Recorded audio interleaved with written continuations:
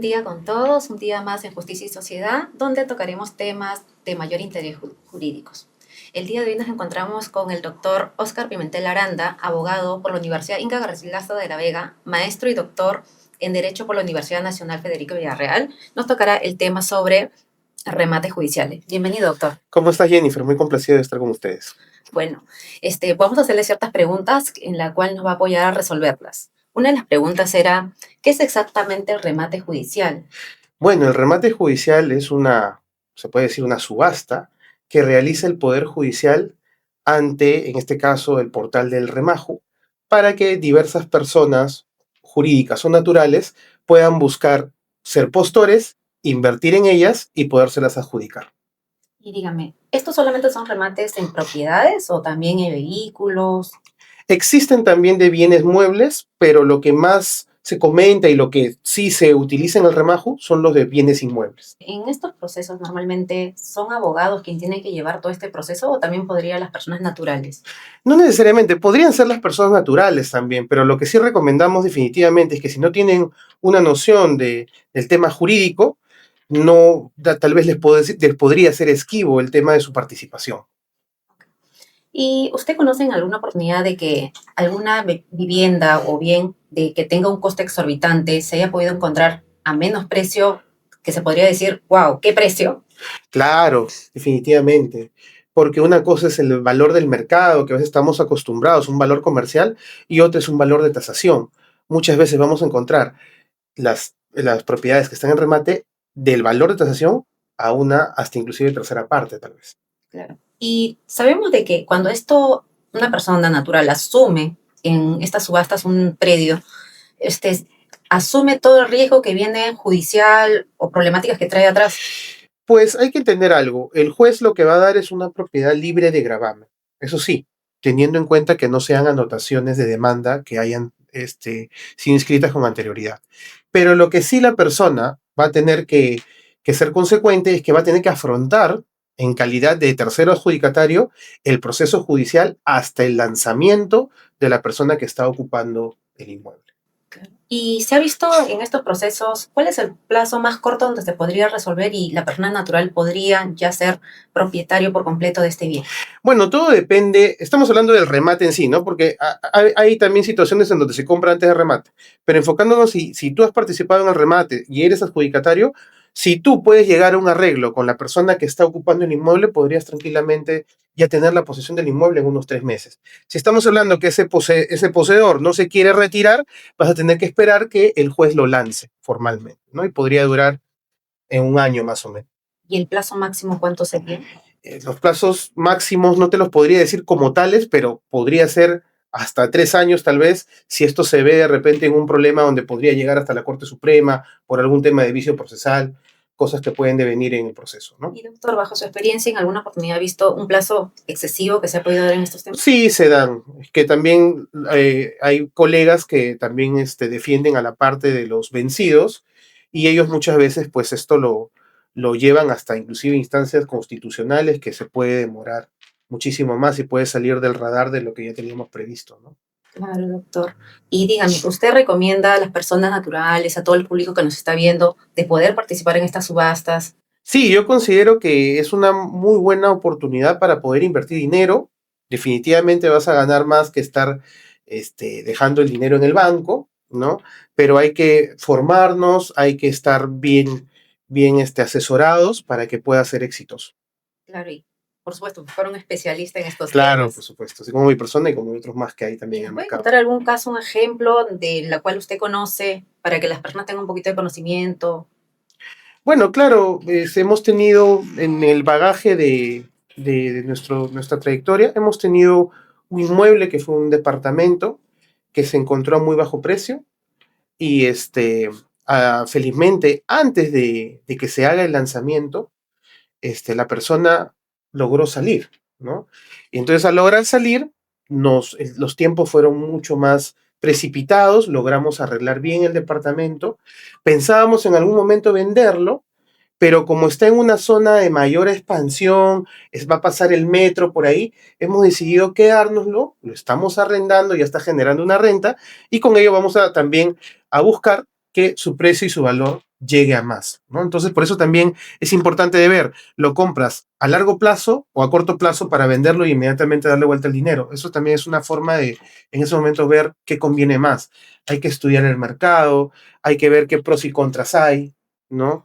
Y todo ese tipo de cosas. Entonces eso también les convendría mucho a los corredores inmobiliarios, a las empresas que se dedican a todo lo que es inversiones inmobiliarias. En general, todo lo que es inmueble, hasta un terreno, tiene mucho futuro, ¿no? Nosotros tenemos que tener en cuenta que en Lima inclusive falta viviendas, todas las viviendas están yendo arriba, ya están llegando a las nubes, Los ¿no? cerros. Entonces, por supuesto, entonces esto, por eso si te das cuenta, antes tú te ibas al sur y cada vez veías que en Asia, hasta Asia, ponte estaba poblado, pero ahora te estás dando cuenta que hasta Cerro Azul sigue poblándose y va a seguir poblándose. Entonces, el tema de inversiones en bienes inmuebles es un tema de mucho futuro económico. Doctor, tengo una duda. ¿Qué pasaría si una inmobiliaria normalmente vende varias propiedades, son edificios que tienen varios departamentos? ¿Y qué pasa si esto entra en un remate judicial?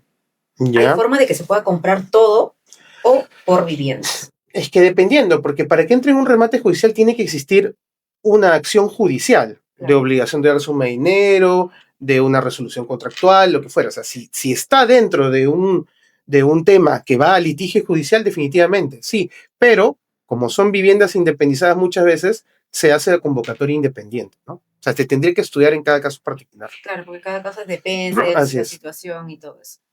Y doctor, sabíamos de que en estos casos normalmente cuando tomas el proceso, las personas mayormente, puede ser el proceso que dure un año, dos, en el exceso tres. ¿Qué pasaría si esta persona que invirtió su dinero ya no desea porque no esperaba que sea tan complejo y está en riesgo de que pierda su dinero? Bueno, prácticamente perdido, ya está invertido Ujú. y se quiere retirar. ¿Hay alguna forma de devolución? La única forma de devolución es que se suspenda el remate. Mientras no se suspende el remate, el juez no lo va a liberar y el dinero está consignado en el juzgado. Entonces, si tú ya participaste y ya pagaste la totalidad del precio, no te queda de otra que seguir luchando hasta poder tener tu adjudicación en posesión. Y usted, con toda la experiencia, ha conocido un caso de que esta persona ya no desea y quiere presentar una demanda o algo, decir, no quiero porque no esperaba tan tedioso, me siento engañado, o cosas así, porque Bueno, hay todo tipo de personas. lo que hay que ver es de qué depende que ya no quiera, ¿no? Depende porque vio que era un mal negocio para él, o depende porque algún tercero, sea el Poder Judicial o sea de repente la otra parte, está haciendo esto más largo. Se tiene que evaluar. Pero si es una cuestión de que esta persona vio mal, de repente se adjudicó un inmueble que no quería. Hace poco fuimos a ver un inmueble que estaba en Surquillo, que era un muy buen precio, y era en la zona donde se está hundiendo. Entonces ese inmueble no vale nada. Si tú no lo vas a ver el inmueble y te lo adjudicaste, es negligencia tuya. Entonces eso no es pasible de que se pueda eso pues demandar a una autoridad para que se le devuelva el dinero, ¿no? Parte de su responsabilidad. Respecto al ejemplo que me pone, ejemplo, supongamos que esta vivienda estaba, supongamos en un pantano que se va, no voy a ganar a futuro, por más que lo remodele, todo esto, no. Como usted dice, solamente se puede ver esta propiedad por afuera porque muchas veces no se puede ver antes de, en estas propiedades de remate. Ujú. ¿Cómo serían estos casos? Bueno, pero en este caso era muy obvio, porque si tú ibas, sí se ve, hay una zona de Surquillo que no me acuerdo cómo se llama, está cerca Domingo Orué, si no me equivoco, no me acuerdo cómo se llama esa avenida, pero se está hundiendo, porque era depósito, creo, de basura. Entonces se está hundiendo. Entonces esta zona sí es conocida. Tú vas ahí, te das una vuelta con tu carro y te das cuenta que se está hundiendo. Es más, ya los edificios están siendo abandonados. Entonces era obvio. Ahora que tú me digas que no viste en una propiedad porque de repente no pudiste entrar porque estaba el posesionario ahí, el ocupante. Pero, ¿qué? Pues tendrá un problema de repente de gasfitería, esas son cosas que se pueden arreglar, ¿no? Claro. Pero los temas ya de estructura, otra cosa mayor, eso sí ya es parte de la responsabilidad que uno se juega, ¿no? Claro.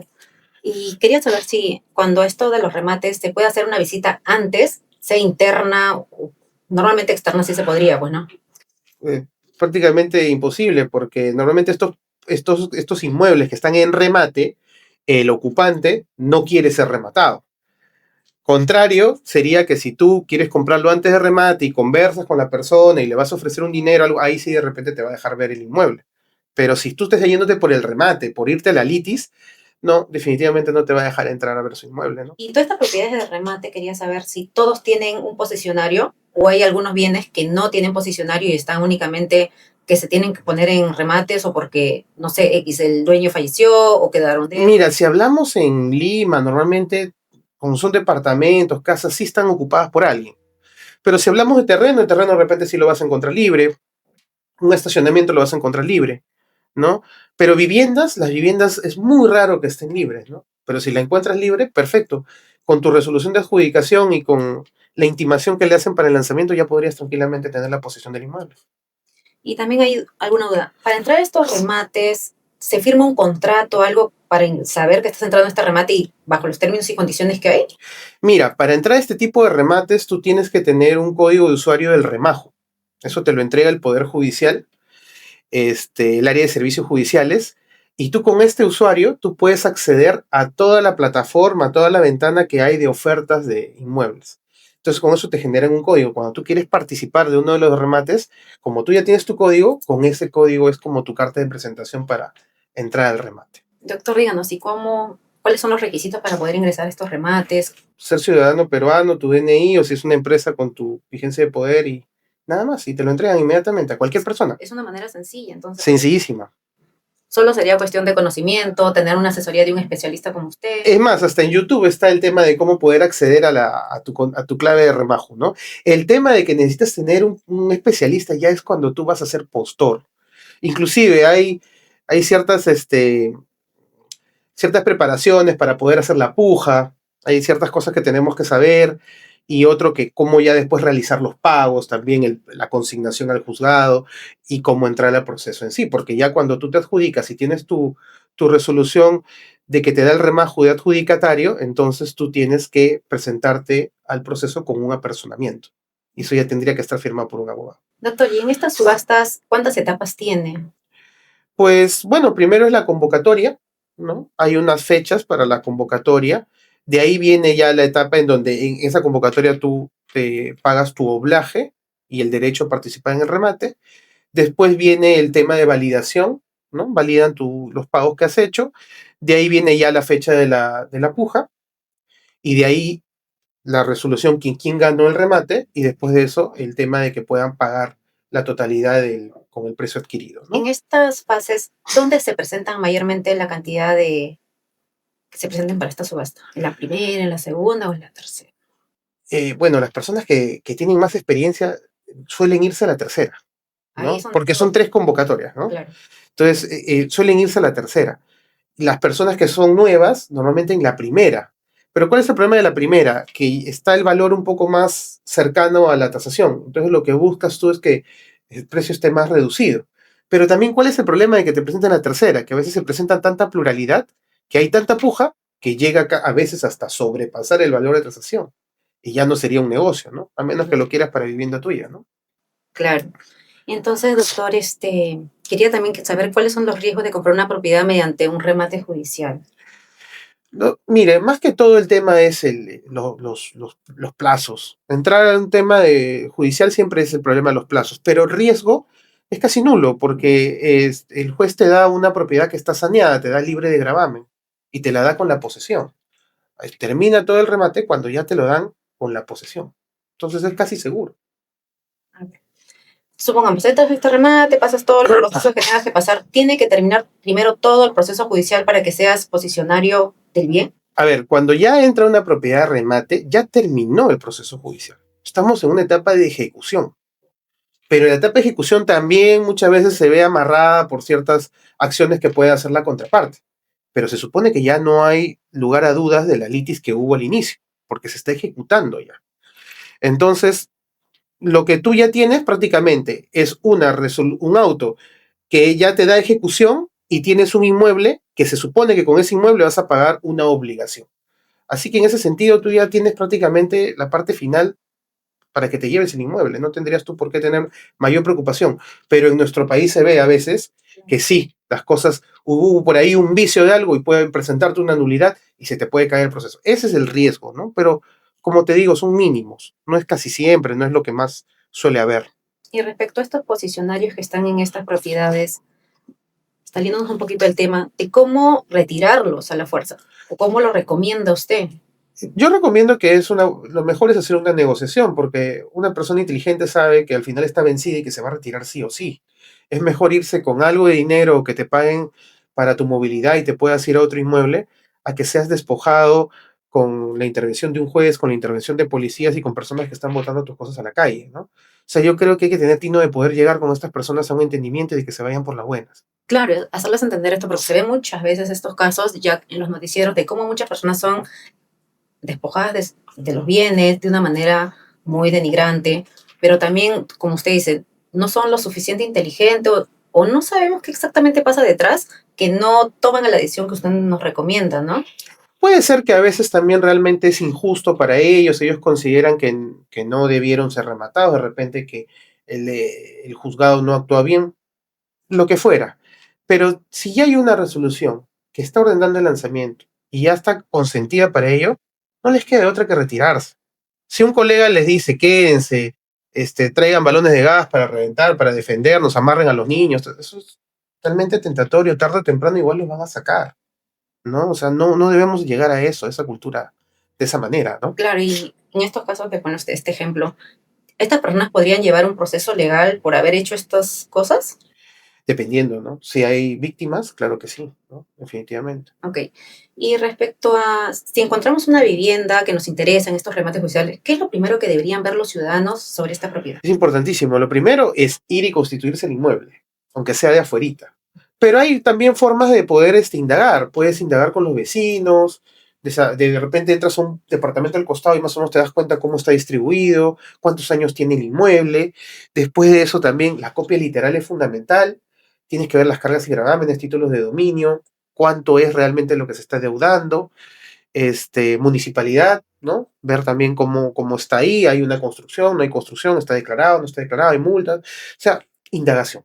Y una vez que tú la tienes, sí, una vez que tú tienes claro más o menos qué ese inmueble te interesa, todo, entonces ya buscar una asesoría profesional para que tú le digas, mira, yo quiero este inmueble, ¿cómo me vas a asesorar? Y ahí ver realmente qué vale, qué no vale hacer, cuánto conviene, hasta cuánto también conviene pujar, hasta cuánto no. Ver si hay un tipo de gravamen dañino, que puede ser tal vez un usufructo, que puede ser tal vez alguna servidumbre o alguna carga técnica. O sea, se tiene que de todas maneras estudiar jurídicamente si la copia literal te da una seguridad de que el inmueble te va a ser propicio para un buen negocio, ¿no? Porque por ejemplo, en los planteamientos que el Poder Judicial te pueda dar todos los requisitos o toda la documentación, puede que no esté actualizado. Entonces se recomienda Felizmente ahora tú lo puedes ver por lo pronto en el Poder Judicial, en el CEJ, que es la consulta electrónica de expedientes judiciales, tú lo puedes ver en el acto, qué cosas hay, qué resoluciones hay. y si se compara tal cual te lo están... Por supuesto, de ahí también, en la copia literal del inmueble de SUNAR, entras a la plataforma de SUNAR y lo puedes ver ahí mismo, en el acto, qué cosas hay inscritas, ¿no? Entonces, tienes la información a la mano.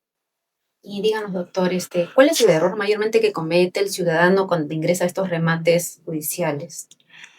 Pues lanzarse a la piscina sin por lo menos tener una asesoría. Estoy viendo que hay varios eventos que realizan, Eso es muy importante, ¿verdad? inclusive personas que no son abogados y asesoran en estas aventuras, pero realmente no tienen un fundamento jurídico de lo que puede pasar. Entonces te venden una idea que a veces no es. Entonces yo creo que si va a ser tu primera vez, tu segunda vez, tienes que ir con un abogado especialista para que pueda darte mayor seguridad. ¿Y hay algunas charlas o instituciones que hagan estos conocimientos donde te puedan asesorar un poco o cursos donde antes de lanzarte en estos Sí, remates? sí, sí he visto algunos colegas que hacen, ¿no? No tengo los nombres ahorita, pero sí, sí hay, ¿no? Mira, eso es muy importante porque pueden tener un poco más de conocimiento y poder conocer antes de, como dice el doctor, uno no se puede lanzar a algo sin conocer exactamente. Correcto. Luego de conocer ya podrías buscar la asesoría. Claro, podría ser carísimo meterte a un remate que desconoces y que tu dinero lo vas a prácticamente a perder o vas a verlo de repente durante mucho tiempo sin poderlo usufructuar, ¿no? Porque si entras a un proceso, que eso también se puede ver, cuando un proceso es largo, tú por el expediente judicial puedes ver cuántos litigantes hay, desde cuándo está el expediente en vigor y ahí darte cuenta si va a demorar o no también que te adjudiquen el inmueble, ¿no? Claro, porque a veces las personas por emoción tienen un poco de Claro. dinero y quizás creen que todo es tan sencillo. Imagínate en un tema, ponte de herencia, que están en una división y partición, grupo de hermanos, son 10 hermanos, ponte, entonces son 10 partes procesales, de repente hay un ocupante más que es un litisconsorte o es un tercero, entonces ya estamos hablando de como 11 personas, y adjudicarte una propiedad con 11 partes procesales no te conviene. Cada uno va a tener un as bajo la manga para hacértela más largo, para poner en tela de juicio tu adjudicación. Entonces yo no recomendaría, por pronto, adjudicarse un inmueble así, ¿no? Claro. Primero hay que Por tener. eso todo tiene que pasar por un análisis. Muy interesante el tema, le doy muchísimas gracias de estar acá A con ti, Jennifer. nosotros, de poder resolver muchas dudas, espero haberles resuelto las dudas. Y hemos tratado de hacer las preguntas más comunes que quizás ustedes podrían haberle hecho al doctor. Bueno, hasta la próxima y pues... Muchas gracias, Jennifer. Muchas gracias por todo.